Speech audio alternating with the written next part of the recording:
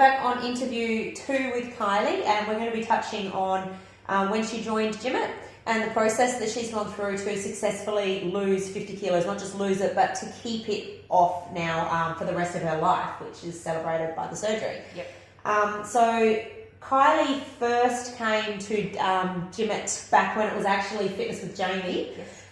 In 2016, she joined in on some boot camps that I was running as a promotional thing before I opened my doors. Mm-hmm. And I remember her coming along. She was much bigger, but she was, not only was she much bigger, she was a very big personality, and I thought that was fantastic. In hindsight now, I realise that it was her hiding her fear behind the big bubbly personality. Yep.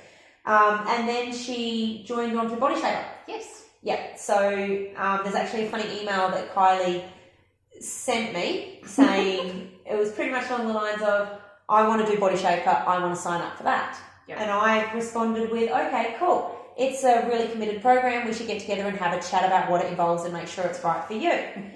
And the response I received pretty much was, I'm a fat chick. Fat people need to lift weights to lose weight. I want in on the Body Shaper program. And I was like, okay. I didn't want to talk about it. No, she made a decision and that was it. She understood the benefits of it. So I was like, all right, cool. And she has been lifting weights for 3 years, twice a week, consistently, besides school holidays when we take a break. Yeah. For 2 45-minute sessions a week. Yes. Yeah, that's what she's been doing along with some group fitness. Yeah. So when you first came to the boot camps, yes. So obviously you'd done all these past attempts. Absolutely. Food and gym and all that sort of stuff. Yep. And then you decided to come along and try the boot camp. Did you Yes. think it was going to be any different? No. No? You No. just thought, I'm going to go and then I'll probably fail again? Yeah, absolutely. I came in with the same mentality as I had from the beginning, going, I'll just give this a crack. It doesn't matter if I fail because this is free, because they were the free sessions. Free boot camps. And I thought, well, if I suck at them and I hate it and I don't have to worry about the financial loss. Yeah. That's basically where I was mentally. Okay. So then why the Body Shaper? Because the Body Shaper isn't the cheapest option at the studio. Why did you then decide to commit to the Body Shaper if you had that mentality? Because I actually had to do something. I got to a point, I enjoyed doing the boot camp. I was quite surprised about that. I was like, why am I enjoying this? Maybe because we gave each other shit. Quite possibly. Yeah, straight off the way, yeah. We actually had quite a rapport from the very beginning. We did, yes. Yeah. I think, well, with wanting to do the Body Shape, it was really, I really liked thinking about myself as a strong person. Yeah. As not skinny, but strong and having good muscle tone and being able to do things. Mm-hmm. That was probably my main key. Yeah. It was like, oh, she does weights, that's great. And so therefore I signed up for that because I like the feel of the ache afterwards, like DOMs afterwards. I love that feel. You know, there are days where I curse you, but you know, it's all with love. It's all with love, absolutely. But yeah, the DOMs, I love that feeling. That was one thing that I want, because I know in my head, if you felt it, you knew you worked hard. Yeah. Okay. All right.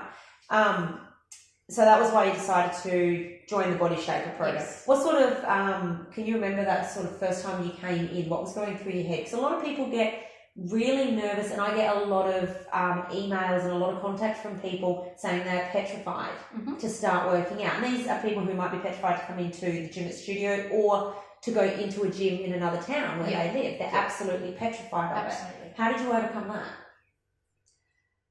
It was really a mind over matter. I faked it.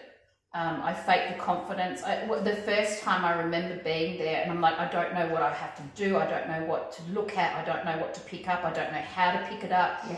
Everything. And it was all going through my head. But I thought I have to exude confidence. I have to have this persona? This persona of someone who is confident, of someone who can do this. And so I faked it. Right. That's how I dealt with it. It's not going to work for everybody, absolutely, but that's how I dealt with it. Yeah, but I think it's important for people to understand that you did start at that point where you were petrified and possibly intimidated and just completely out of your comfort zone. It wasn't comfortable for you to be there. I went home and cried. Yeah. That's like, I wasn't going to show weakness, for want of a better term. particularly on the first day. No. We'll do that later. We'll do that later. We'll save that for another day. But on the first day, I wanted to be able to exude that confidence. But I got into the car, I drove home, and I just cried because I was so scared. I was just anxiety. So wound up. Yeah, absolutely. But you came back. I did. And did you cry the second time? Not as much. Not as much. Right. So that's a bonus. Okay, so you actually lifted, you were doing the body shaper, I think it was for around 3 rounds, I think you'd done when I approached you about learning food. Yes. You had some changes, you had some good results. Absolutely. But you were starting to plateau a little bit. And I remember asking you, when are you going to take on food? This was it was the 3rd round. And do you remember what your response was? I think when hell was freezing over. It was along those lines, yes. Yeah. And when I asked you why, you just blatantly said to me, I'm not ready. That was a very important thing. And I think for anybody, it's important to understand you have to be ready to commit to change. Absolutely. Yeah, because if you are overweight and you've been trying to lose weight and you're not yet successful, it's you have to be ready and willing to accept that what you've done or doing isn't working. Absolutely. And you're going to have to do something different, and it's going to be uncomfortable. Oh, gotcha. Because change is uncomfortable. It doesn't matter who you are. Right.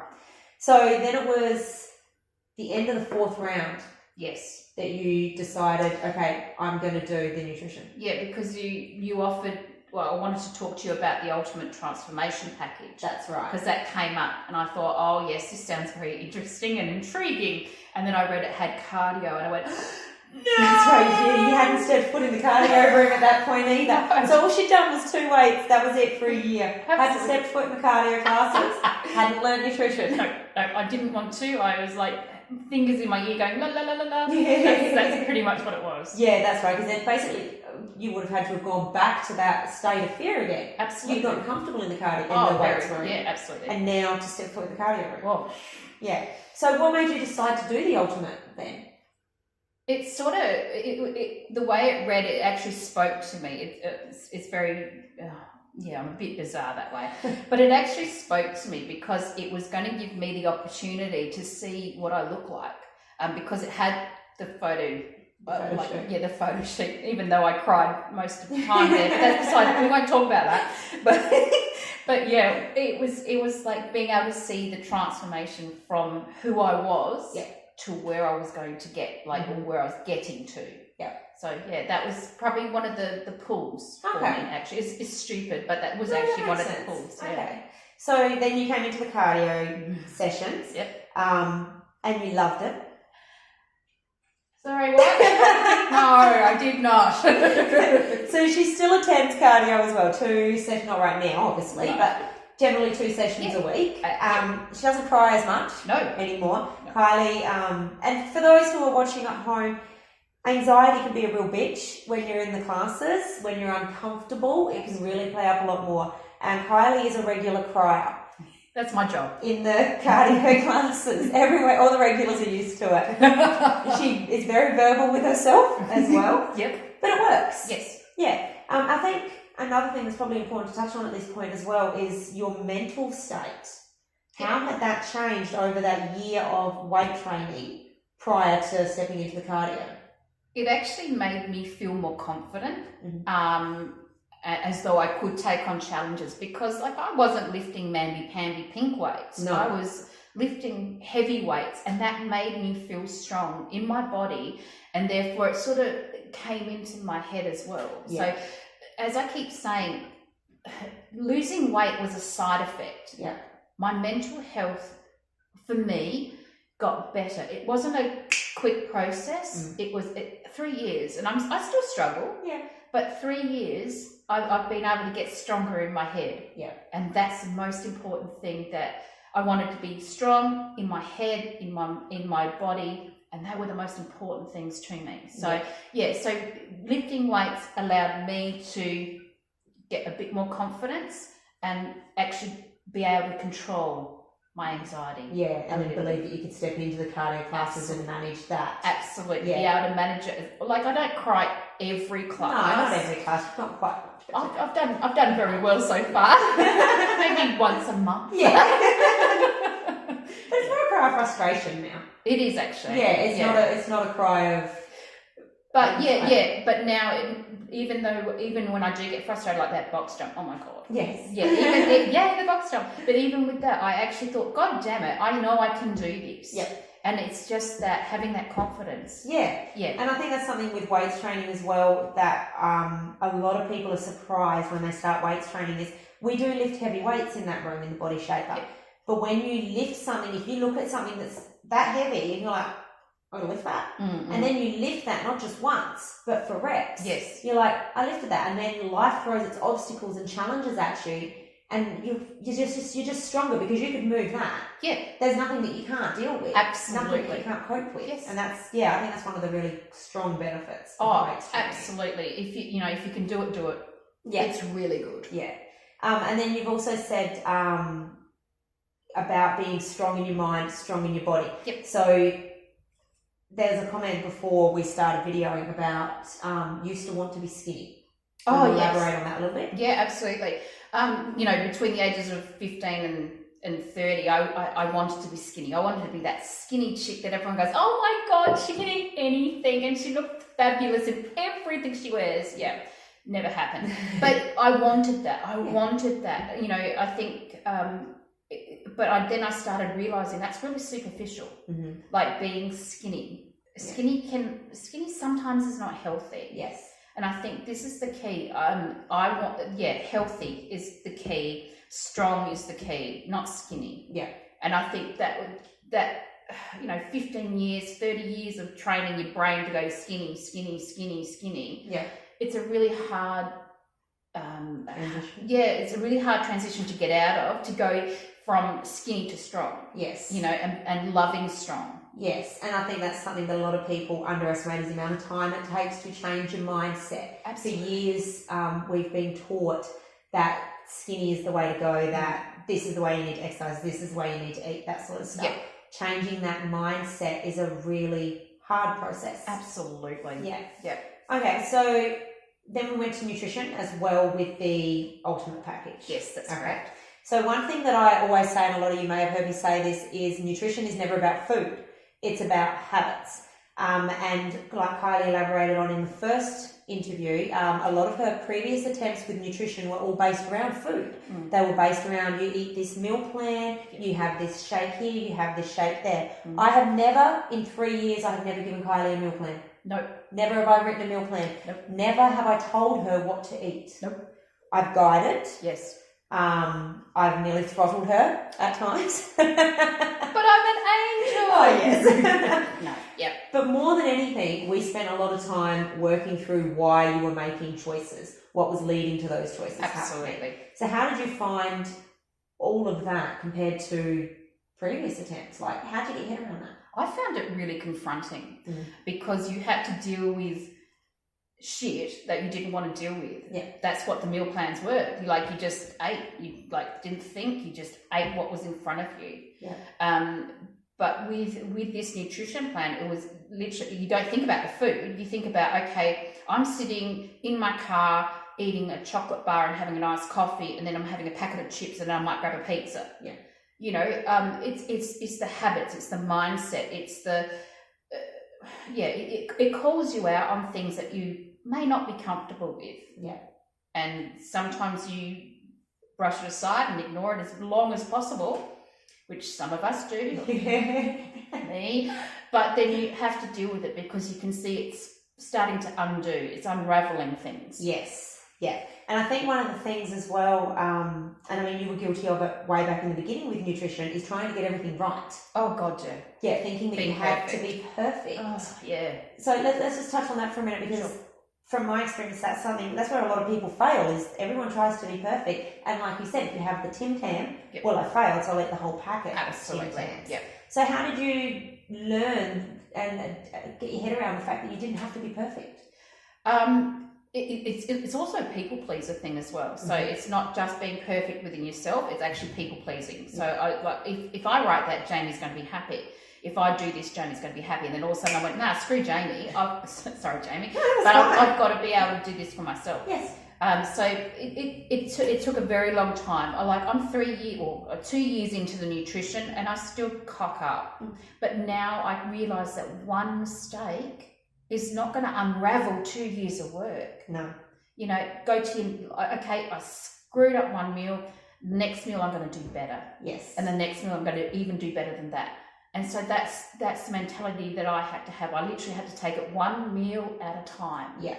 And it's not perfect. Nothing is perfect. No, life's not perfect. Exactly. And I think also people think like it's that thing of it must be 100%. But what happens when you try to give 100% is that 100% is given so sporadically.